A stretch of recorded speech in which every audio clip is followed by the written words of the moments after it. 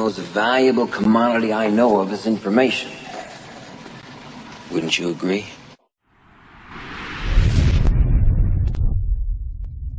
This audio is brought to you by Leader's Basement. It can be found in the public domain. Feel free to use and download.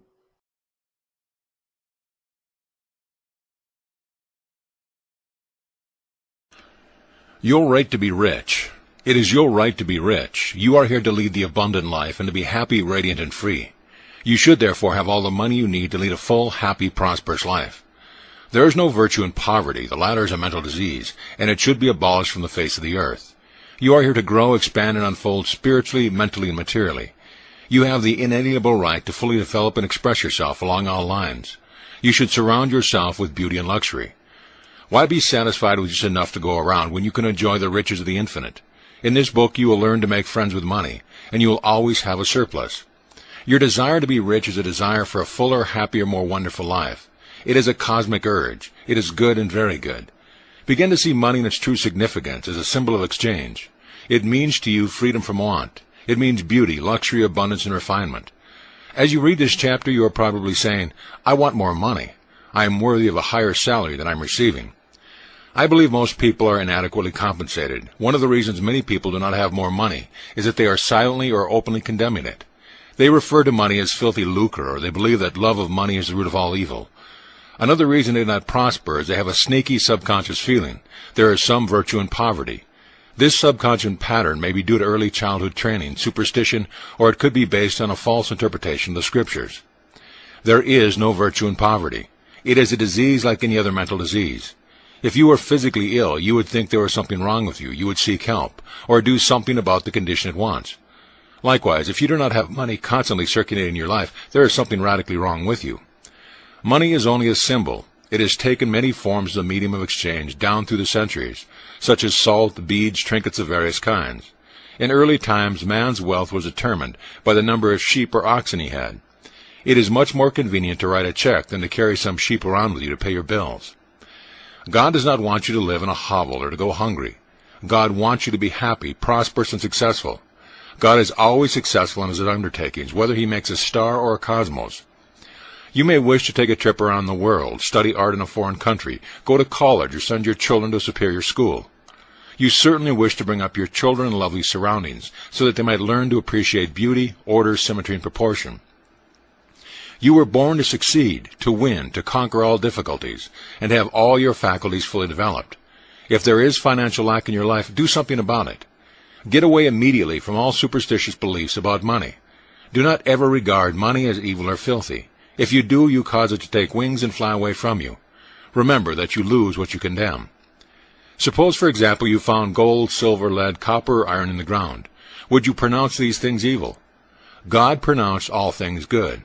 The evil comes from man's darkened understanding, from his unillumined mind, from his false interpretation of life, and his misuse of divine power.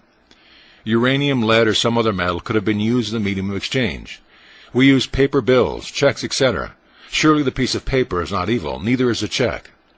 Physicists and scientists know today that the only difference between one metal and another is the number and rate of motion of the electrons revolving around a central nucleus. They are now changing one metal into another through a bombardment of the atoms in a powerful cyclotron. Gold under certain conditions becomes mercury.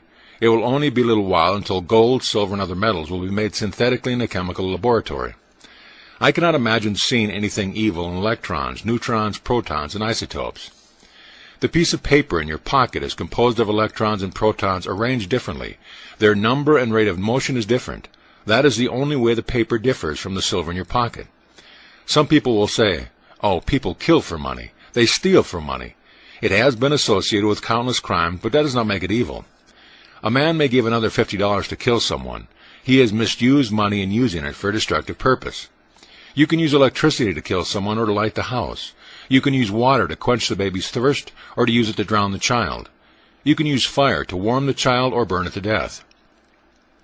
Another illustration would be if you brought some earth from your garden and put it in your coffee cup for breakfast. That would be your evil, yet the earth is not evil. Neither is the coffee. The earth is misplaced. It belongs in your garden. Similarly, if a needle were stuck in your thumb, it would be your evil. The needle or pin belongs in a pincushion, not in your thumb. We know the forces of the elements of nature are not evil. It depends on our use of them, whether they bless or hurt us. A man said to me one time, "I am broke. I do not like money. It is the root of all evil." Love of money to the exclusion of everything else will cause you to become lopsided and unbalanced. You are here to use your power or authority wisely. Some men crave power, others crave money. If you set your heart on money and say, "That is all I want. I'm going to give all my attention to amassing money. Nothing else matters." You can get money and attain a fortune, but you have forgotten that you are here to lead a balanced life. Man does not live by bread alone.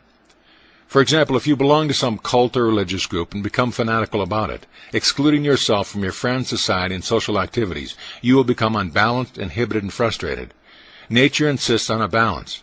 If all your time is devoted to external things and possessions, you will find yourself hungry for peace of mind, harmony, love, joy, or perfect health. You will find that you cannot buy anything that is real. You can amass a fortune or have millions of dollars. This is not evil or bad. Love of money to the exclusion of everything else results in frustration, disappointment, and disillusionment. In that sense, it is the root of your evil. By making money your sole aim, you simply made a wrong choice. You thought that it was all you wanted, but you found after all your efforts that it was not only the money you needed. What you really desired was true place, peace of mind, and abundance. You could have the millions of millions if you wanted them, and still have peace of mind, harmony, perfect health, and divine expression. Everyone wants enough money, and not just enough money to go around. He wants abundance and to spare. He should have it. The urges, desires, and impulses we have for food, clothing, homes, better means of transportation, expression, procreation, and abundance are all God-given, divine, and good. But we may misdirect these impulses, desires, and urges, resulting in evil or negative experiences in our lives. Man does not have an evil nature. There is no evil nature in you. It is God, the universal wisdom, or life-seeking expression through you. For example, a boy wants to go to college, but he does not have enough money. He sees other boys in the neighborhood going off to college and university. His desire increases. He says to himself, "I want an education too." Such a youth may steal or embezzle money for the purpose of going to college. The desire to go to college was basically and fundamentally good. He misdirected that desire or urge by violating the laws of society, the cosmic law of harmony, or the golden rule. Then he finds himself in trouble. However, if this boy knew the laws of mind and his unqualified capacity through the use of the spiritual power to go to college, he would be free and not in jail. Who put him in jail? He placed himself there. The policeman who locked him up in prison was an instrument of the man-made laws which he violated. He first imprisoned himself in his mind by stealing and hurting himself. Fear and a guilt consciousness followed. There is the prison of the mind, followed by the prison walls made of bricks and stones. Money is a symbol of God's opulence, beauty, refinement, and abundance, and it should be used wisely, judiciously, and constructively to bless humanity in countless ways. It is merely a symbol of the economic health of the nation. When your blood is circulating freely, you are healthy. When money is circulating freely in your life, you are economically healthy. When people begin to hoard money, to put it away in tin boxes, and become charged with fear, there is economic illness. The crash of 1929 was a psychological panic. It was fear seizing the minds of people everywhere. It was a sort of negative, hypnotic spell. You are living in a subjective and objective world. You must not neglect the spiritual food, such as peace of mind, love, beauty, harmony, joy, and laughter. Knowledge of the spiritual power is the means to a royal road to riches of all kinds, whether your desire is spiritual, mental, or material. The student of the laws of mind or the student of the spiritual principle believes and knows absolutely that regardless of the economic situation, stock market fluctuations, depression, strikes, war, or other conditions and circumstance, he will always be amply supplied regardless of what form money may take. The reason for this is he abides in the consciousness of wealth. The student has convinced himself in his mind that wealth is forever flowing freely in his life, and there is always a divine surplus. Should there be a war tomorrow and all the students present holding become valueless, as the German marks did after the First World War, he would still attract wealth and be cared for, regardless of the form of the new currency took. Wealth is a state of consciousness. It is a mind conditioned to divine supply forever flowing. The scientific thinker looks at money or wealth like the tide. That is, it goes out, but it always comes back. The tide never fails, neither will man supply when he trusts the tireless, changeless, immortal presence which is omnipresent and flowing ceaselessly. The man who knows the workings of the subconscious mind is never, therefore, worried about the economic situation, stock market panics, devaluation, or inflation or currency, since he abides in the consciousness of God's eternal supply. Such a man is always supplied and watched over by an overshadowing presence. Behold the birds of the air, for they sow not, neither do they reap, nor gather in barns, yet your heavenly Father feedeth them. Are you not much better than they? As you consciously commune with the divine presence, claiming and knowing that it leads and guides you in all your ways, that it is a lamp unto your feet and a light on your path, you will be divinely prospered and sustained beyond your wildest dreams. Here's a simple way for you to impress your subconscious mind with the idea of constant supply or wealth. Quiet the wheels of your mind, relax, let go, immobilize the attention, get into a sleepy, drowsy, meditative state of mind. This reduces effort to the minimum. Then in a quiet, relaxed, passive way, reflect on the following simple truth. Ask yourself, where do ideas come from?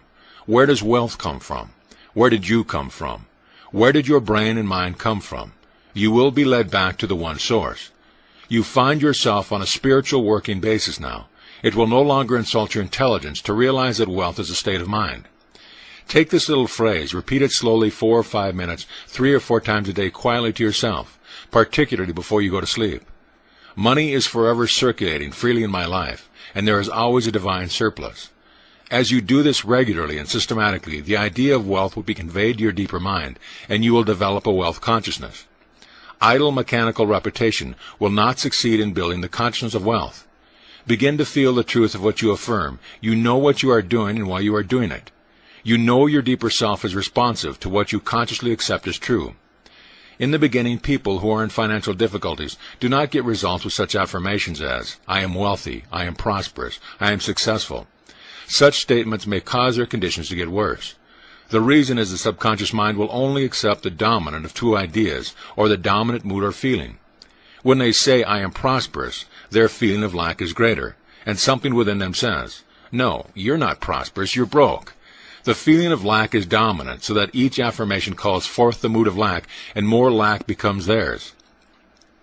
The way to overcome this for beginners is to affirm what the conscious and subconscious mind will agree upon.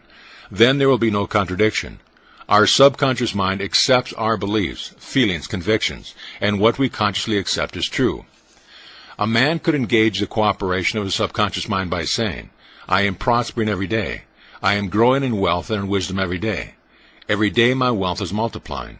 I am advancing, growing, and moving forward financially. These and similar statements would not create any conflict in the mind. For instance, if a salesman has only 10 cents in his pocket, he could easily agree that he could have more tomorrow if he sold a pair of shoes tomorrow. There is nothing within him which says his sales could not increase. He could use statements such as, my sales are increasing every day. I am advancing and moving forward. He would find these would be sound psychologically and acceptable to his mind, and they would produce desirable fruit. The spiritually advanced student who quickly, knowingly, and feelingly says, I am prosperous, I am successful, I am wealthy, gets wonderful results also.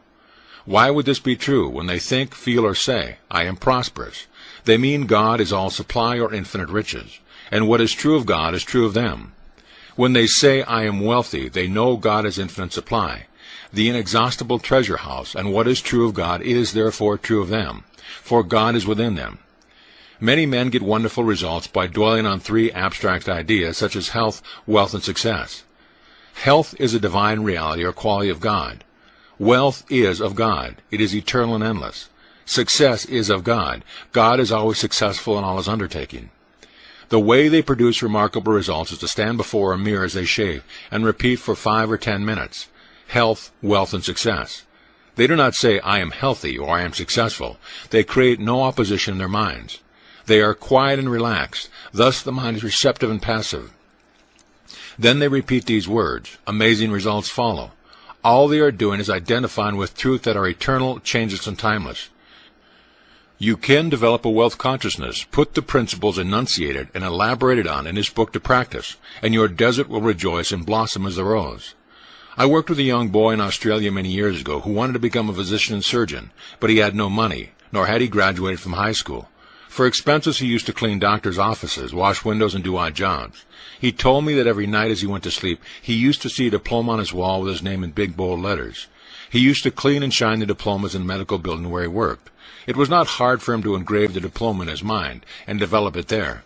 I do not know how long he continued this imagining, but it must have been for some months. Results followed as he persisted.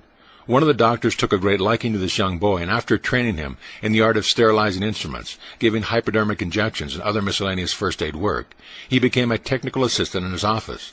The doctor sent him to high school and also to college at his own expense. Today this man is a prominent doctor in Montreal, Canada. He had a dream, a clear image in his mind. His wealth was in his mind. Wealth is your idea, desire, talent, urge for service, capacity to give to mankind, your ability for usefulness to society, and your love for humanity in general. This young boy operated a great law unconsciously. Thomas Troward said, "Having seen the end, you have willed the means to the realization of the end." The end in this boy's case was to be a physician. To imagine, see, and feel the reality of being a doctor now, to live with that idea, sustain it, nourish it, and to love it until through this imagination is penetrated the layers of the subconscious mind, become a conviction, and pave the way to the fulfillment of your dreams. He could have said, "I have no education. I do not know the right people. I am too old to go to school now. I have no money. It would take years, and I am not intelligent." He would then be beaten before he started. His wealth was in the use of his spiritual power within him, which responded to his thought.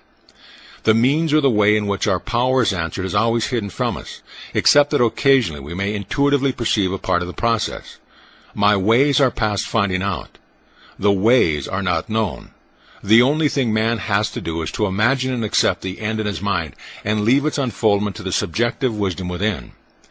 Oftentimes the question is asked, what should I do after meditating on the end and accepting my desire in consciousness? The answer is simple.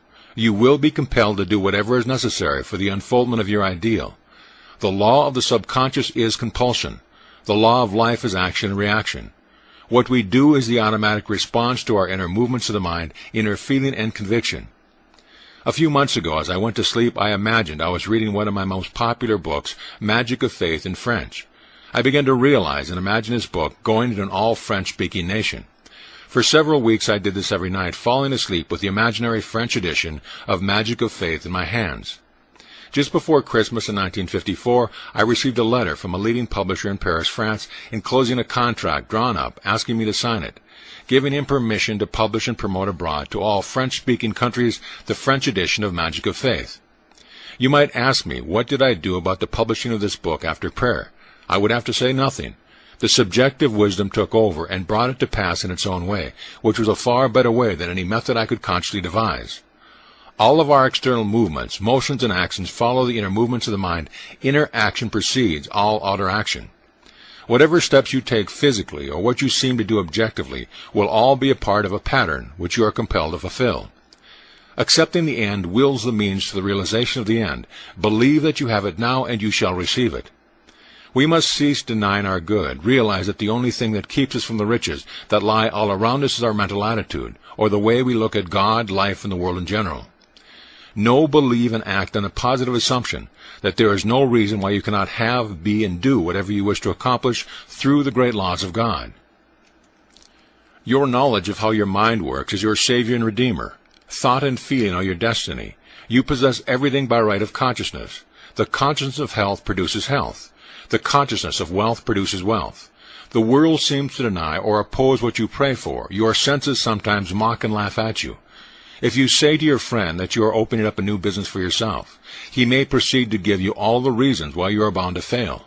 If you are susceptible to his hypnotic spell, he may instill fear of failure in your mind. As you become aware of the spiritual power which is one and indivisible, and which responds to your thought, you will reject the darkness and ignorance of the world and know that you possess all the equipment, power, and knowledge to succeed. To walk on the royal road to riches, you must not place obstacles and impediments on the pathway of others. Neither must you be jealous or envious of them. Actually, when you entertain these negative states of mind, you are hurting and injuring yourself, because you are thinking and feeling it. The suggestion, as Quimby said, you give to another, you are giving to yourself. This is the reason that the law of the golden rule is a cosmic divine rule. I am sure you have heard men say, that fellow has a racket. He is a racketeer. He is getting money dishonestly. He's a faker. I knew him when he had nothing. He is crooked, a thief, and a swindler. If you analyze the man who talks like that, he is usually in want or suffering from some financial or physical illness. Perhaps his former college friends went up the ladder of success and excelled him. Now he is bitter and envious of their progress. In many instances, this is the cause of his downfall. Thinking negatively on these classmates and condemning their wealth causes the wealth and prosperity he is praying for to vanish and flee away. He is condemning the thing he is praying for. He is praying two ways. On the one hand, he is saying, God is prospering me. And in the next breath, silently or audibly, he is saying, I resent that fellow's wealth. Always make it a special point to bless the other person and rejoice in his prosperity and success. When you do, you bless and prosper yourself. If you go into the bank and see your competitor across the street deposit 20 times more than you do, or you see him deposit $10,000, rejoice and be exceedingly glad to see God's abundance being manifest through one of his sons. You are then blessing and exalting what you are praying for. What you bless, you multiply. What you condemn, you lose. If you are working in a large organization and you are silently thinking of and resenting the tact that you are underpaid, and yet you are not appreciated and that you deserve more money and greater recognition, you are subconsciously severing your ties with that organization. You are setting a law in motion. Then the superintendent or manager says to you, we have to let you go. You dismissed yourself. The manager was simply the instrument through which your own mental negative attitude was confirmed. In other words, he was a messenger telling you what you conceived as true about yourself. It was an example of law of action and reaction. The action was the internal movement of your mind. The reaction was the response of the outer world to conform to your inner thinking. Perhaps as you read this, you are thinking of someone who has prospered financially by taking advantage of others, by defrauding them, by selling them unsound investments in property, etc. The answer to this is obvious, because if we rob, cheat, or defraud another, we do the same to ourselves. In reality, in this case, we are actually hurting or robbing from ourselves. We are in a mood of lack in the first place, which is bound to attract loss to us. The loss may come in many ways. It may come in the loss of health, prestige, peace of mind, social status, sickness in the home or in business. It may not necessarily come in loss of money. We must not be short-sighted and think that the loss has to come in just dollars and cents. Isn't it a wonderful feeling to place your head on a pillow at night and feel you are at peace with the whole world, and that your heart is full of goodwill toward all? There are some people who have accumulated money the wrong way, by trampling on others, trickery, deceit, and chicanery. What is the price? Sometimes it is mental and physical disease, guilt complexes, insomnia, or hidden fears. As one man said to me, yes, I rode roughshod over others. I got what I wanted, but I got cancer doing it. He realized he had attained his wealth in the wrong way.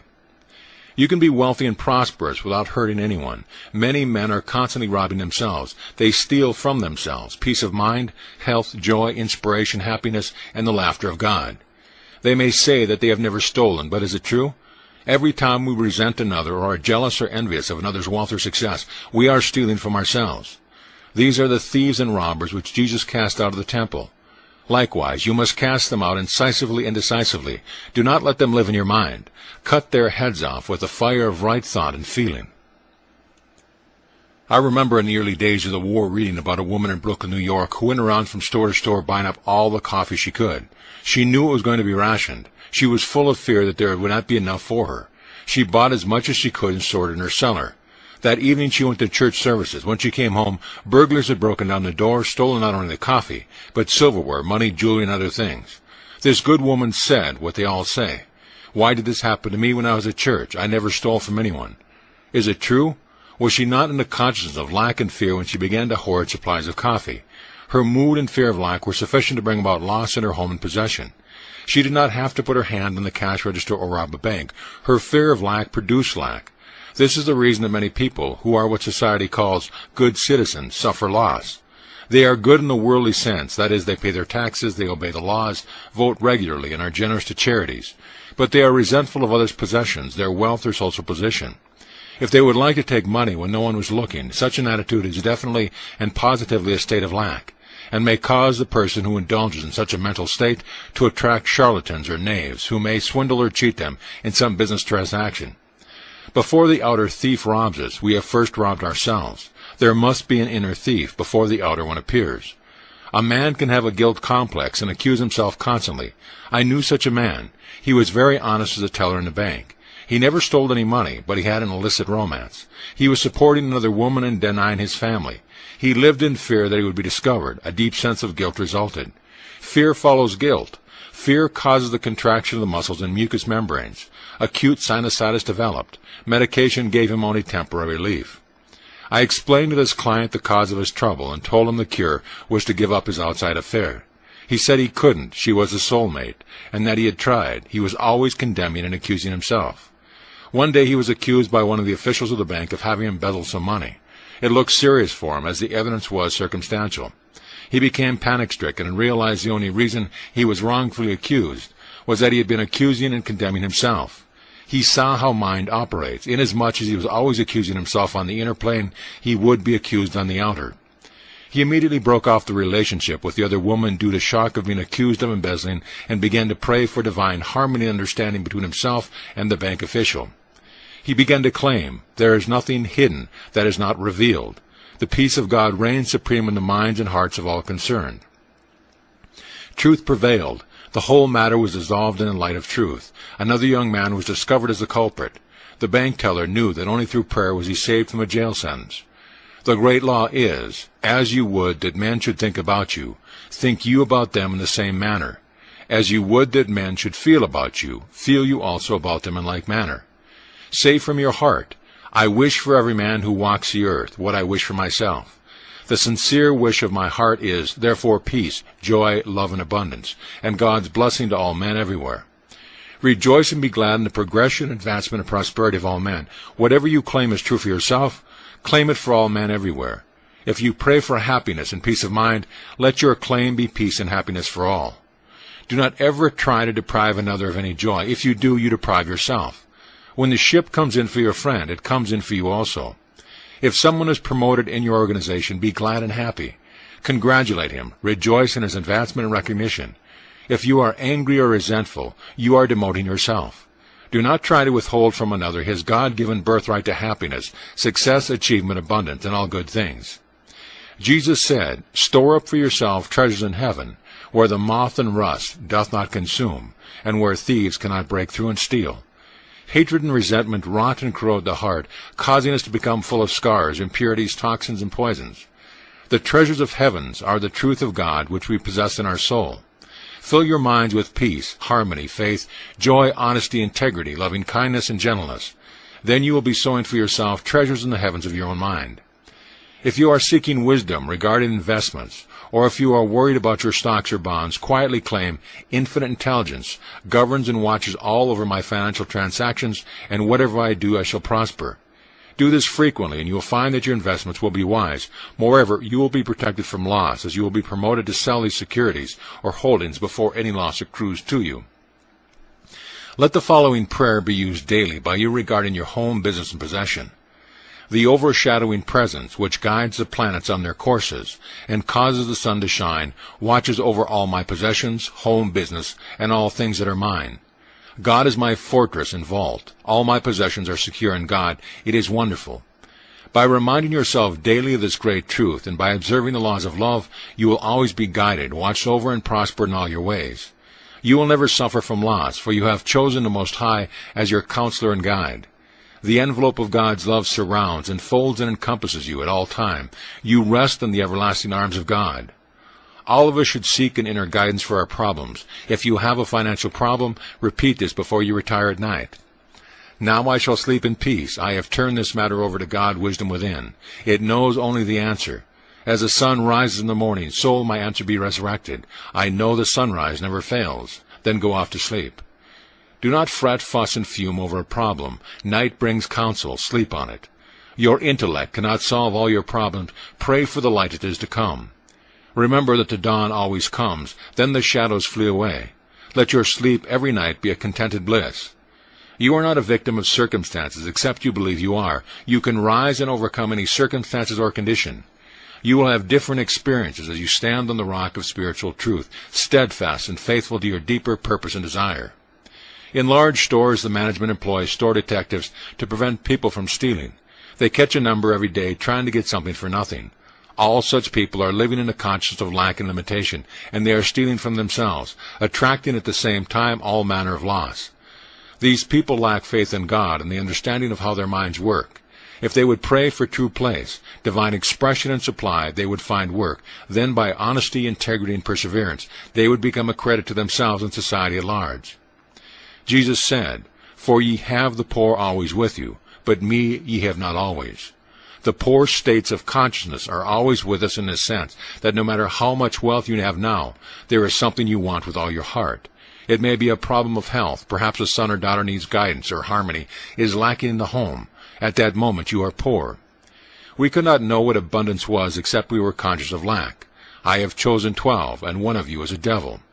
Whether it be the King of England or a boy in the slums, we are all born into limitation and into the race belief. It is through these limitations we grow. We could never discover the inner power except through problems and difficulties. These are our poor states, which prod us into seeking a solution. We could not know what joy was except we could shed a tear of sorrow. We must be aware of poverty to seek liberation and freedom and ascend into God's opulence. The poor states, such as fear, ignorance, worry, lack, and pain, are not bad when they cause you to seek the opposite. When you get into trouble and get kicked from pillar to post, when you ask negative, heart-rendering questions such as, why are all these things happening to me? Why does there seem to be a jinx following me? Light will come to your mind. Through your suffering, pain, or misery, you will discover the truth which sets you free. Sweet are the uses of adversity, like a toad ugly and venomous, yet wears a precious jewel on its head. Through dissatisfaction we are led to satisfaction. All those studying the laws of life have been dissatisfied with something. They have had some problem or difficulty which they could not solve, or they were not satisfied with the man-made answers to life's riddles. They have found their answer in the God present within themselves, and a pearl of great price, the precious jewel. The Bible says, I sought the Lord, and I found him, and he delivered me from all my fears. When you realize your ambition or desire, you will be satisfied for only a brief period of time. Then the urge to expand will come again. This is life seeking to express itself at higher levels through you. When one desire is satisfied, another comes to infinity. You are here to grow. Life is progression. It is not static. You are here to go from glory to glory. There is no end, for there is no end to God's glory. We are all poor in the sense we are forever seeking more light, wisdom, happiness, and greater joy out of life. God is infinite, and never in eternity could you exhaust the glory, beauty, and wisdom which is within. This is how wonderful you are. In the absolute state, all things are finished, but in the relative world we must awaken to the glory which was ours before the world was. No matter how wise you are seeking more wisdom, so you are still poor. No matter how intelligent you are in the field of mathematics, physics, or astronomy, you are only scratching the surface. You are still poor. The journey is ever onward, upward, and Godward. It is really an awakening process, whereby you realize creation is finished. When you know God does not have to learn, grow, expand, or unfold, you begin to gradually awaken from the dream of limitation and become alive in God. As the scales of fear, ignorance, race belief, and mass hypnosis fall from your eyes, you begin to see as God sees. The blind spots are removed. Then you begin to see the world as God made it, for we begin to see it through God's eyes. Now you say, behold, the kingdom of heaven is at hand. Feed the poor within you. Clothe the naked ideas and give them form by believing in the reality of the idea, trusting the great fabricator within to clothe it in form and objectify it. Now your word or idea shall become flesh or take form. When you are hungry or in poor states, you seek food. When you are worried, you seek peace. When you are sick, you seek health. When you are weak, you seek strength. Your desire for prosperity is the voice of God in you, telling you that abundance is yours. Therefore, your poor state, you find the urge to grow, to expand, to unfold, to achieve, and to accomplish your desires. A pain in your shoulder is a blessing in disguise. It tells you to do something about it at once. If there were no pain and no indication of trouble, your arm might fall off on the street. Your pain is God's alarm system telling you to seek his peace and his healing power and move from darkness to light. When cold, you build a fire. When you are hungry, you eat. When you are in lack, enter into the mood of opulence and plenty. Imagine the end, rejoice in it. Having imagined the end and felt it as true, you have willed the means to the realization of the end. When you are fearful and worried, feed your mind with the great truth of God that has stood the test of time and will last forever. You can receive comfort by meditating on the great psalm. For example, the Lord is my shepherd, I shall not want. God is my refuge, my salvation, whom shall I fear? God is an ever-present help in time of trouble. My God, in him will I trust. He shall cover me with his feathers, and under his wings shall I rest. One with God is a majority. If God be for me, who can be against me? I do all things through Christ, which strengthen me. Let the healing vibrations of these truths flood your mind and heart. Then you will crowd out your mind all your fears, doubts, and worries through this meditative process. Imbibe another great spiritual truth. A merry heart maketh a cheerful countenance. A merry heart hath a continual feast. A merry heart doth good like a medicine. A broken spirit drieth the bones. Therefore I put thee in remembrance, that thou stir up the gift of God within thee. Begin now to stir up the gift of God by completely rejecting the evidence of senses, the tyranny and disposition of the race mind, and give complete recognition to the spiritual power within you as the only cause, the only power, and the only presence. Know that it is a responsive and beneficent power. Draw nigh unto it, and it will draw nigh unto you. Turn to it devotedly with assurance, trust, and love. It will respond to you as love, peace, guidance, and prosperity. It will be your comforter, guide, counselor, and your heavenly Father. You will then say, God is love, I have found him, and he truly has delivered me from all my fears. Furthermore, you will find yourself in green pastures, where abundance and all of God's riches flow freely through you. Say to yourself freely and joyously during the day, I walk in the consciousness of the presence of God all day long. His fullness flows through me at all times, filling up all the empty vessels in my life. When you are filled full of the feeling of being what you long to be, your prayer is answered. Are all the vessels full in your life? Look under health, wealth, love, and expression. Are you fully satisfied on all levels? Is there something lacking in one of these four? All that you seek, no matter what it is, comes under one of these classifications. If you say, all I want is truth or wisdom, you are expressing the desire of all men everywhere. That is what everyone wants, even though he or she may word it differently. Truth or wisdom is the overall desire of every man. This comes under the classification of expression. You wish to express more and more of God here and now. Through your lack, limitation, and problems, you grow in God's light and you discover yourself. There is no other way whereby you could discover yourself. If you could not use your power two ways, you would never discover yourself. Neither would you ever deduce a law governing you. If you were compelled to be good or compelled to love, that would not be love. You would then be an automaton. You have freedom to love because you can give it or retain it. If compelled to love, there is no love.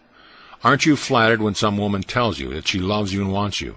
She has chosen you from all the men in the world. She does not have to love you. If she were forced to love you, you would not be flattered or happy about it. You have freedom to be a murderer or a holy man. That is the reason that we praise such men as Lincoln and others. They decided to choose the good. We praise them for their choice.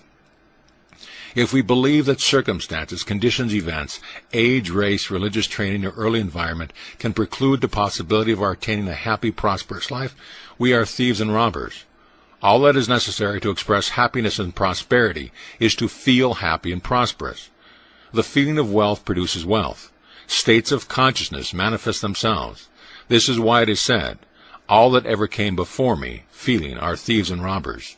Feeling is the law, and the law is feeling.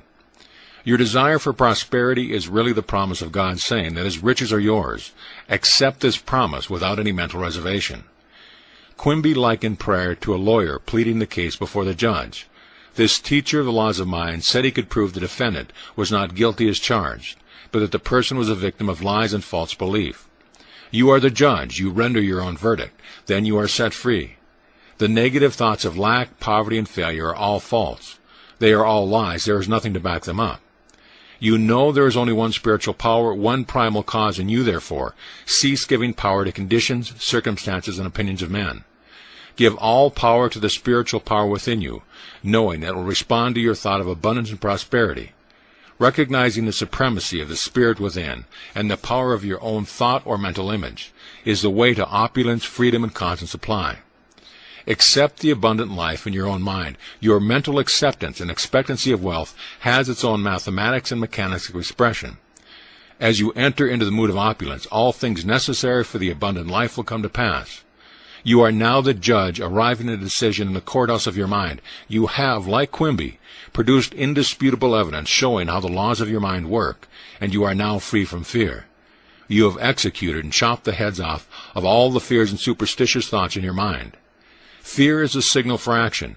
It is not really bad. It tells you to move to the opposite, which is faith in God and all positive values. Let this be your daily prayer. Write it in your heart.